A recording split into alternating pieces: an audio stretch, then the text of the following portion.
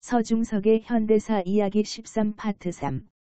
전 국가의 병영화 15번째 마당. 전쟁 위기 부른 판문점 미루나무 사건. 유신 정권은 1975년 인도차이나 사태 이후 구축된 총력 안보 체제를 미루나무 사건으로 또 강화할 수 있었다. 또한 반공교육에서 부패 도발로 제일 쉽게 사람들에게 내세울 수 있는 것이 1976년 8월 18일에 일어난 판문점 미루나무 사건이다. 1976년 당시 판문점 공동경비구역 안에 유엔군이 운영하는 3초소가 자리 잡고 있었다. 거기서 멀리 떨어지지 않은 곳에 미루나무가 있었는데 가지가 무성하여 유엔군 측에서 북측을 관찰할 수 없었다. 유엔군의 3초소 주위에는 북한군 초소가 3개 있었고 바로 옆에 돌아오지 않는 다리가 있었다. 유엔군 측에서 시야를 가리는 문제로 미루나무를 8월 초에 절단하려 했으나 북한군이 저지해서 하지 못했다. 대신 8월 18일에 나무를 자르는 대신 가지치기만 하는 것을 목표로 아서 보니파스 대위를 비롯한 11명의 군인이 5명의 노무자를 데리고 가지치기에 나섰다. 그런데 북한군 초소에서 호전적인 박철 중위가 나타나면서 분위기가 살벌해졌다. 작업을 중단하라고 협박했는데 가지치기 작업을 계속 진행하자 북한군이 유엔군 측에 달려들어 쇠파이프와 도끼 등으로 공격을 가했다. 보니파스 대위와 마크 바렛 중위가 사망하게 된다. 미군이 사망하게 되자 헨리 키신저 국무부 장관이 백안관에서 워싱턴 특별대책반 긴급회의가 열렸다. 최종적으로 포드 대통령은 한반도에서 전면전이 발생할 위험을 고려해 일체의 군사적 보복 행위를 포기하기로 결정했다. 대신 미국의 결연한 의지를 보여주는 차원으로 8월 19일 데프콘 3이 발동됐다. 이에 북한도 긴박하게 돌아갔다.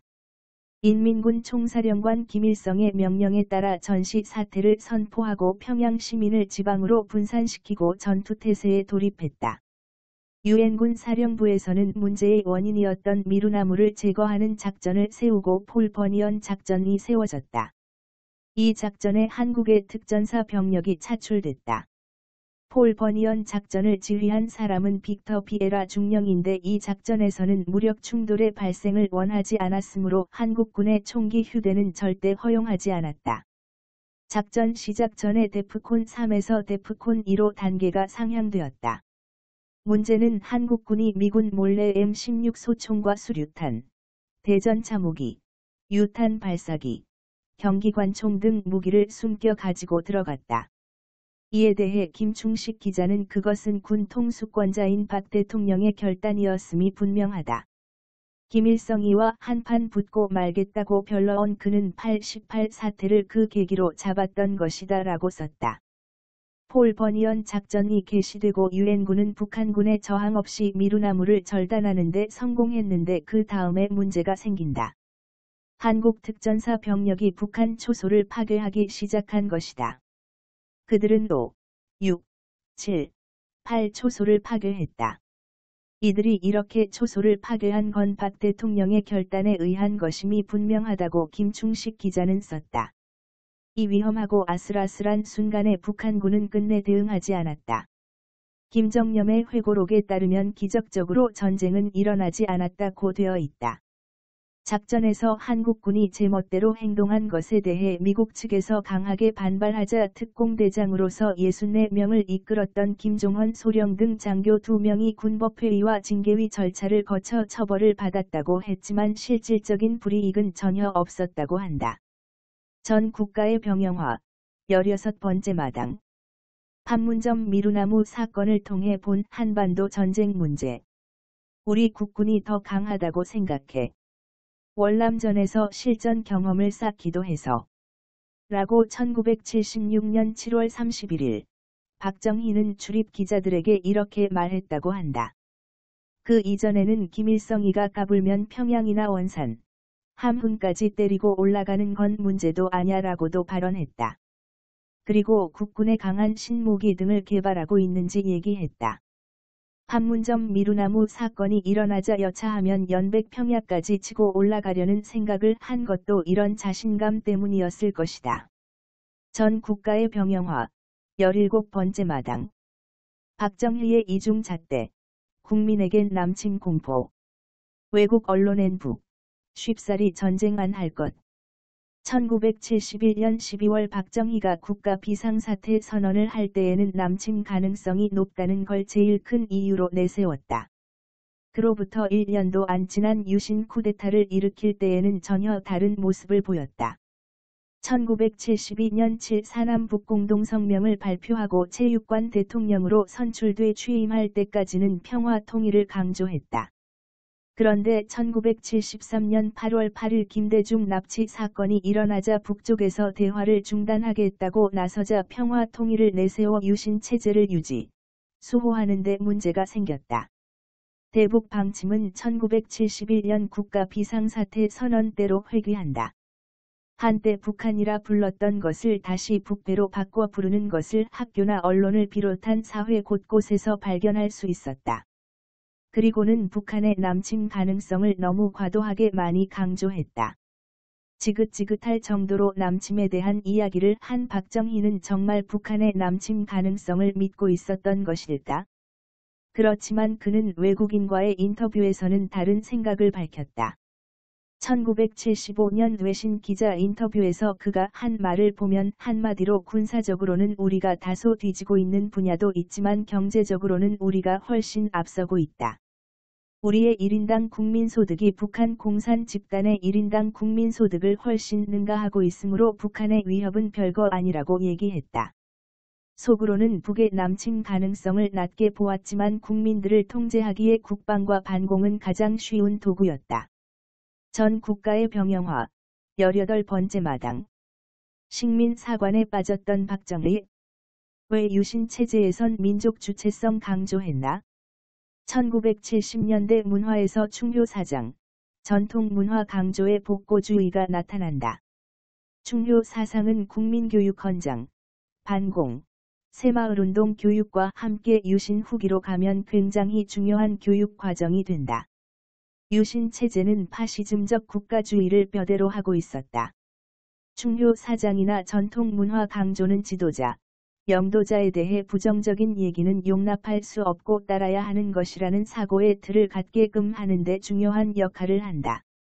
1970년대의 반공교육, 국민윤리 교육 같은 데에서 충효 사상을 굉장히 강조하면서 오륜 같은 걸 중요시한다. 오륜 중에서 군신유의를 다음과 같이 보고 있다. 군은 국가를, 신은 국민으로 보았다. 결국 박정희가 왕이고 국민은 신하가 되는 셈이다. 국민윤리 고등학교용으로 1976년에 문교부에서 편찬한 책에서 우리 결의의 경의 정신의 핵심을 오륜으로 보고 있다. 오륜의 근본 정신을 살려 지켜야 하며 무질서하게 서구 사조를 받아들여서는 안 되면 오륜에 의한 인간관계를 직실할 때라고 했다. 유신 체제의 뿌리가 일본 군국주의이듯이 유신 권력의 충효 이데올로기는 일본 천황제 파시즘 이데올로기의 기반이 되는 메이지의 교육직어에 닿아 있다. 박정희는 1970년대에도 이 교육직어를 즐겨 애송했다.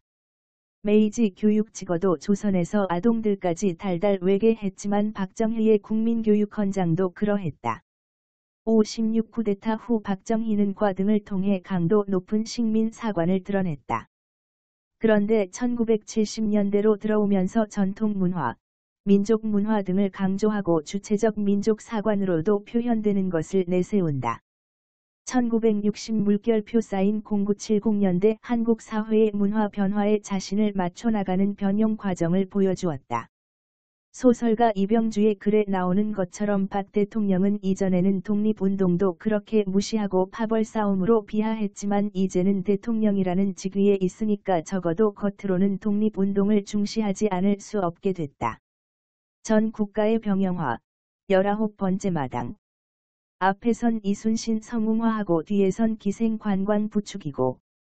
유신 체제에 많이 이루어진 작업 중 하나가 이순신 성웅화이다. 1966년부터 이순신 관련 성역화 작업이 이루어지고 1967년에는 이 충무공 탄신일이 국가기념일로 제정되고 현 충사가 사적 제155호로 지정됐다.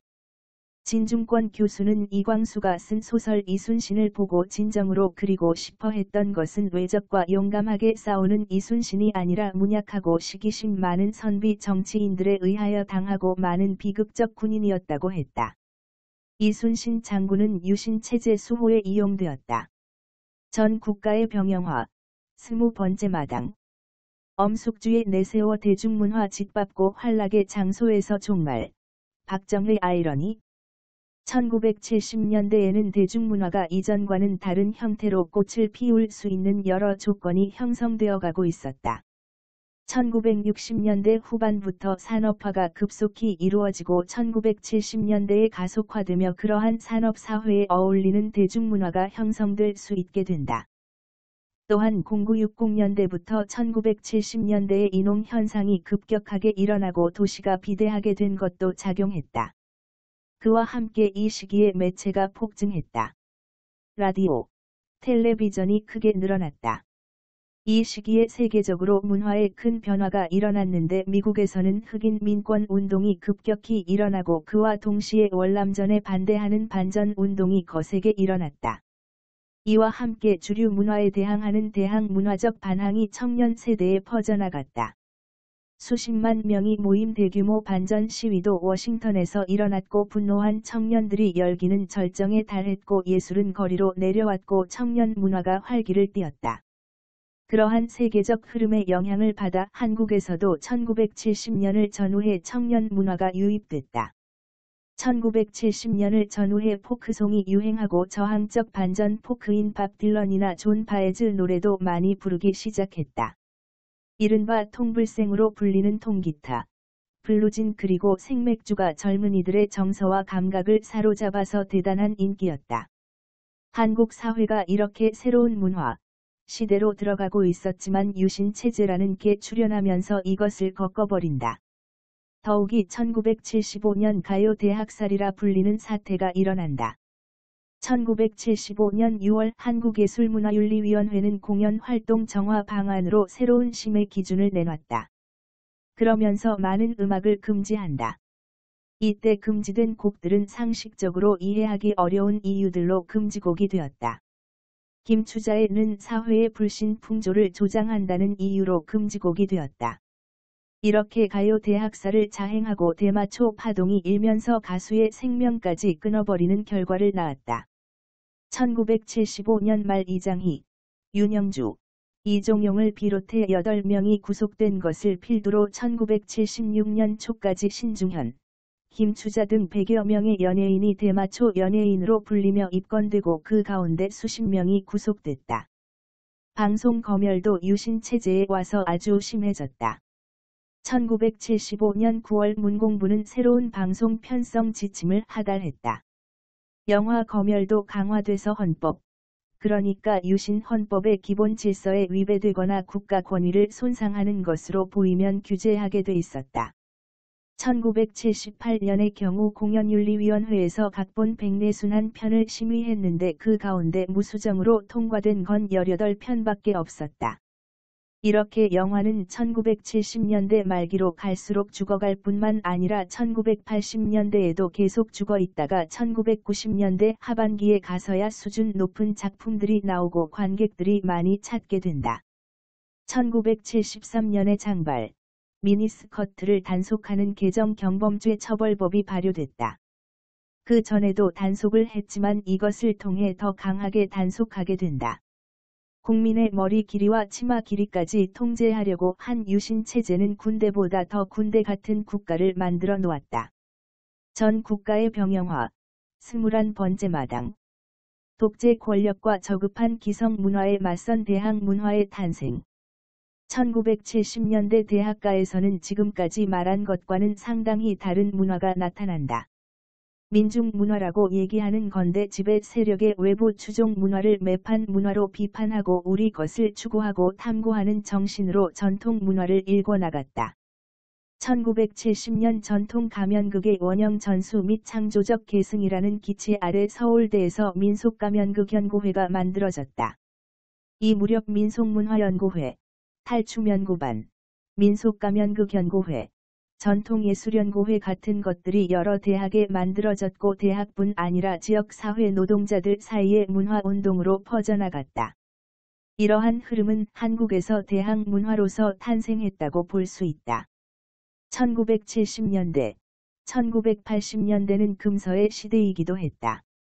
긴급조치 9호 시절에는 50여 종이 판매 금지됐는데 공통점은 독자로 하여금 역사와 사회, 인간에 대해 깊이 있게 고민하게 한 책이라고 볼 수 있다. 그런 책들이 금지됐다. 13권에서는 이렇게 21가지 주제를 가지고 유신체제의 광풍처럼 몰아친 국가의 병영화에 대해 살펴보고 있다. 지금은 40대 이상이 된 사람들이 어떤 모습으로 살았는지 살펴볼 수 있는 좋은 책이다. 강력하게 추천한다.